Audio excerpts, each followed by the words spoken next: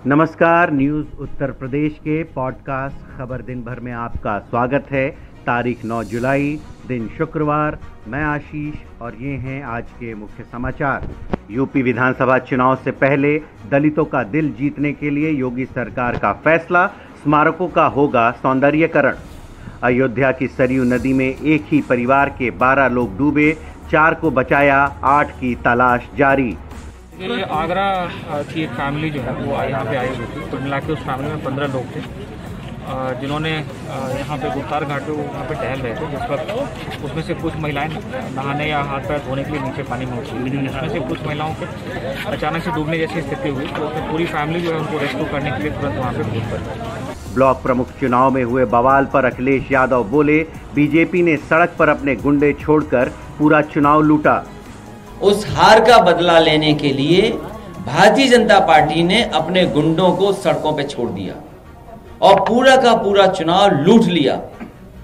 11 जुलाई को जनसंख्या नियंत्रण कानून लाने की तैयारी, बढ़ती आबादी को रोकने के लिए योगी सरकार का प्लान तैयार। और मुरादाबाद में राजभर और ओवैसी 15 जुलाई को करेंगे रैली, भागीदारी संकल्प मोर्चे को मजबूत करने की कोशिश। ये थे मुख्य समाचार, अब खबरें विस्तार से।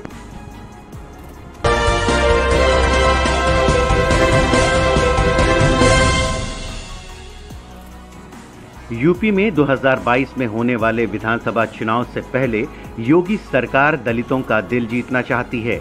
ऐसे में सीएम योगी ने एक और कदम उठाते हुए अधिकारियों को निर्देश दिए हैं कि वे राजनेताओं की याद में समर्पित सभी पार्कों और स्मारकों का ठीक से सौंदर्यीकरण और रखरखाव करें। इस खबर पर ज्यादा जानकारी दे रही हैं प्रिया। मुख्यमंत्री योगी आदित्यनाथ के निर्देश के मुताबिक पहले चरण में डॉक्टर BR अम्बेडकर, महात्मा गांधी, चंद्रशेखर आज़ाद, महाराजा सुहेलदेव, उदा देवी, अवंतीबाई, दीनदयाल उपाध्याय, महाराणा प्रताप और राम प्रसाद बिरसा के पार्कों और स्मारकों को सजाया जाएगा। सभी की सफाई की जाए और ज़रूरत पड़ने पर मरम्मत भी हो। साथ ही इन जगहों पर सारी सुविधाएं भी उपलब्ध कराई जाएं। इसके साथ ही सीएम योगी ने साफ कर दिया है कि वह किसी भी पार्क या स्मारक की अनदेखी के बारे में कोई शिकायत नहीं सुनना चाहते हैं। इस काम के लिए एक ऐसा सिस्टम बनाने के लिए कहा है जो हमेशा पार्कों और स्मारकों की रखरखाव की जिम्मेदारी ले सके। उत्तर प्रदेश की पूर्व मुख्यमंत्री मायावती ने कई बार इस बात पर अफसोस जताया था कि उनके शासन में डॉक्टर भीमराव अंबेडकर की याद में बनाए गए स्मारकों का ठीक से रखरखाव नहीं किया जा रहा है।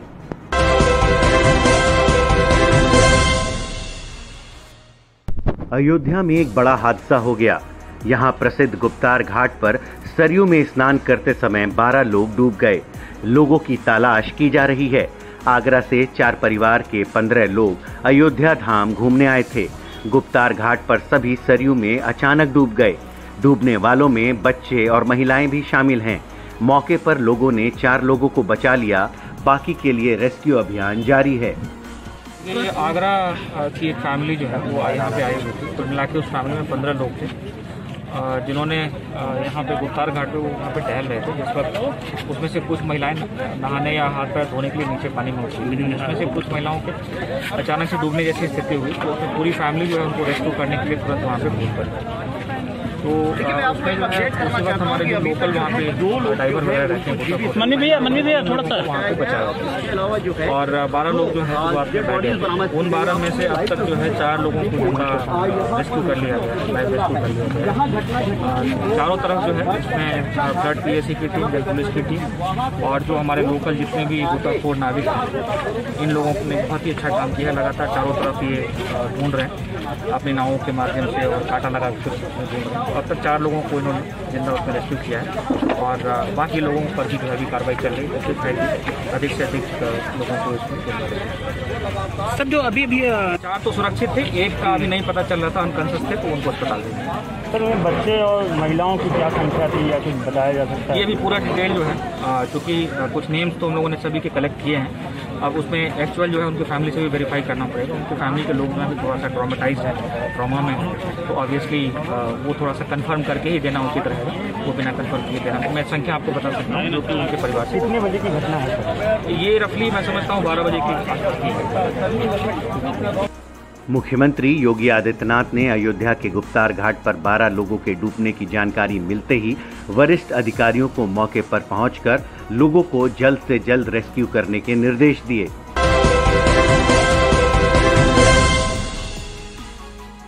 उत्तर प्रदेश में ब्लॉक प्रमुख चुनाव के लिए गुरुवार को नामांकन दाखिल किया गया।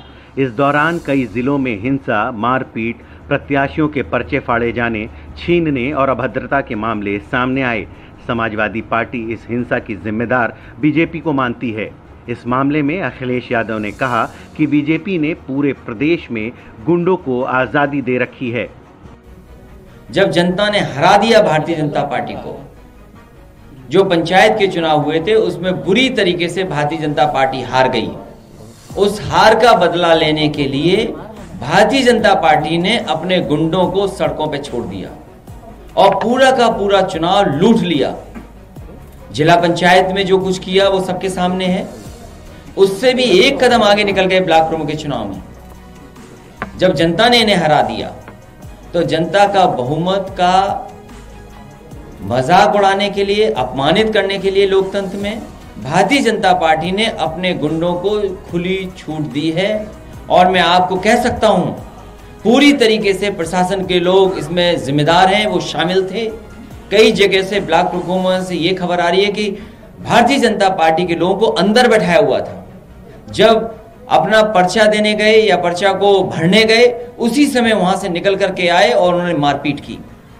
इस सीमा तक भारतीय जनता पार्टी गई है। ऐसा लोकतंत्र में कभी नहीं हुआ होगा जो भारतीय जनता पार्टी की सरकार ने किया है, गुंडों को खुली छूट दी है। अखिलेश जी, साड़ी खींची गई है, ये मतलब ऐसा तो कभी कोई तस्वीर आज तक आई नहीं। वो बहन हमें ये मिलके गई हैं, दोनों प्रस्तावक और ब्लॉक प्रमुख की प्रत्याशी।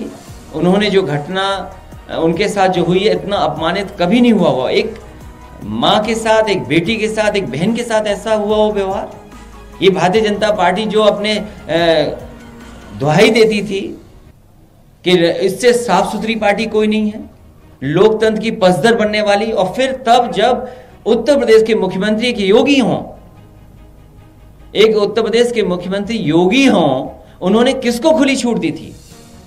कहीं यही लगता है कि भारतीय जनता पार्टी ने पूरी तरीके से गुंडों को छूट दी थी, जो चाहो सो करो। इसी वजह से हमारी बहन को अपमानित होना पड़ा, उसकी साड़ी तक खींची। याद रखना, जिन अधिकारियों ने इस तरह का काम किया, उन अधिकारियों का भी हिसाब किताब किया जाएगा समय आने पर। वो महिला बोल सकने की स्थिति में नहीं है। हमने बात की, बड़ा ही शौक में दिख रही हैं। आपने उनसे बात की, समाजवादी पार्टी आगे क्या कर रही है? वो दुखी थी, ये स्वाभाविक है, दुखी तो थी, लेकिन जो उनके साथ घटना हुई वो पूरा बताया उन्होंने। अखिलेश जी, एक वीडियो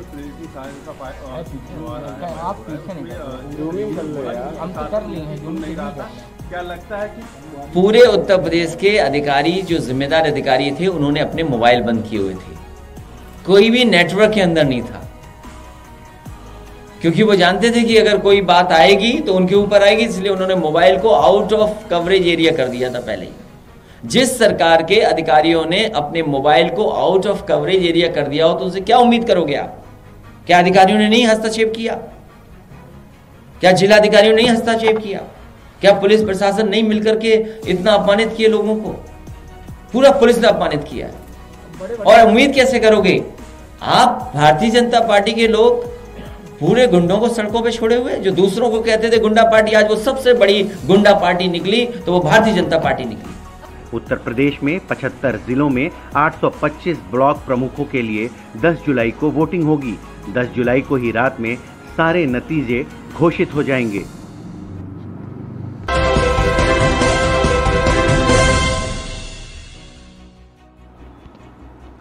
योगी सरकार 11 जुलाई को विश्व जनसंख्या दिवस पर प्रदेश की नई जनसंख्या नीति जारी करेगी। इसमें जनसंख्या बढ़ोतरी नियंत्रण करने के लिए समुदाय आधारित अभियान और कार्यक्रम चलाए जाएंगे। सीएम योगी आबादी के बढ़ने की बड़ी वजह गरीबी और अशिक्षा को मानते हैं, इसलिए प्रदेश में लोगों को जनसंख्या नियंत्रण के लिए जागरूक किया जाएगा। इस खबर पर ज्यादा जानकारी दे रही हैं शीतल। 11 जुलाई को विश्व जनसंख्या दिवस मनाया जाता है। ऐसे में प्रदेश में सरकार जनसंख्या नीति लागू करने जा रही है। इस पर सीएम योगी का कहना है कि आबादी बढ़ने की बड़ी वजह गरीबी और अशिक्षा है। कुछ समुदायों में भी जनसंख्या को लेकर जागरूकता का अभाव है। ऐसे में समुदाय केंद्रित जागरूकता के प्रयास की जरूरत है। वहीं सीएम योगी ने कहा कि लोगों को इस बारे में भी जानकारी दी जाए कि छोटा परिवार ही खुशहाली का आधार है। स्वस्थ समाज के लिए जनसंख्या का नियंत्रण बेहद जरूरी है। जनसंख्या का नियंत्रण करके समाज की बुनियादी जरूरतों को पूरा किया जा सकता है। ऐसे में प्रदेश के विकास के लिए बढ़ती आबादी को काबू पाना बहुत जरूरी है। यूपी में आखिरी बार जनसंख्या नीति साल 2000 में आई थी, जो 2016 तक के लक्ष्यों के आधार पर तय की गई थी। अब जो नई जनसंख्या नीति लाई जा रही है वो 2030 तक प्रभावी रहेगी। अभी यूपी की आबादी तकरीबन 23 करोड़ है। 2011 की जनगणना के मुताबिक प्रदेश की कुल जनसंख्या 19,98,12,341 जो कि भारत की कुल आबादी का 16% था।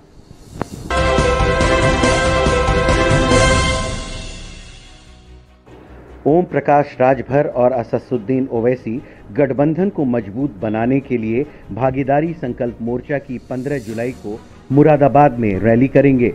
मुरादाबाद के बाद मोर्चे की अगली रैली बांदा में होगी। भागीदारी संकल्प मोर्चा छोटे दलों का गठबंधन है। इन रैलियों में मोर्चे के सभी घटक दल और नेता मौजूद रहेंगे। इस खबर पर ज्यादा जानकारी दे रही हैं प्रिया। यूपी में विधानसभा चुनाव आने वाले हैं। ऐसे में छोटे दलों का गठबंधन भागीदारी संकल्प मोर्चा अपने आप को मजबूत करने की कोशिश में लगा है। इसलिए आने वाले दिनों में ये गठबंधन 2 रैलियां करने वाला है। पहली रैली मुरादाबाद में होगी और दूसरी रैली बांद्रा में होने वाली है। दरअसल ओवैसी एक दिन के दौरे पर गुरुवार को लखनऊ और बहराइच आए थे। इस दौरान दोनों नेताओं ने आगे की रणनीति तैयार की। यूपी में आने वाले दिनों में जो भी रैलियां होंगी उन रैलियों में असदुद्दीन ओवैसी भी मौजूद रहेंगे। फिलहाल यूपी में आने वाले चुनावों को लेकर जमकर बयानबाजी तेज हो गई है। हालांकि ये तो चुनाव के नतीजों के बाद ही पता चलेगा कि यूपी में किसकी सरकार बनती है।